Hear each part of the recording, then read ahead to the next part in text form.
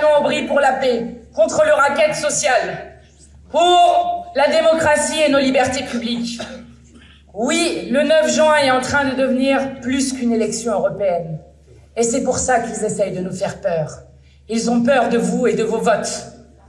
Rappelez-vous, il y a seulement 3 semaines, le 10 avril, était exactement les 2 ans de l'anniversaire du premier tour de l'élection présidentielle.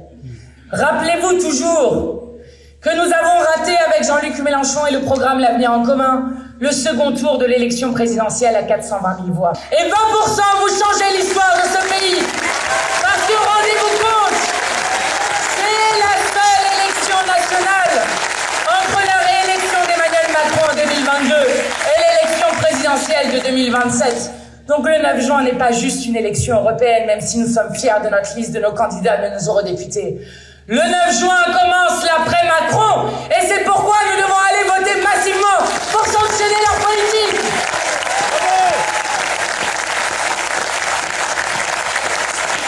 Alors je veux terminer par dire quelle doit être notre tâche maintenant.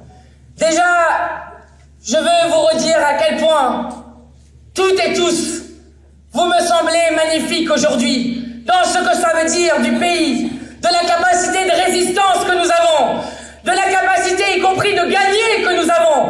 Parce que la France, et comme vous êtes ici, la France est antifasciste.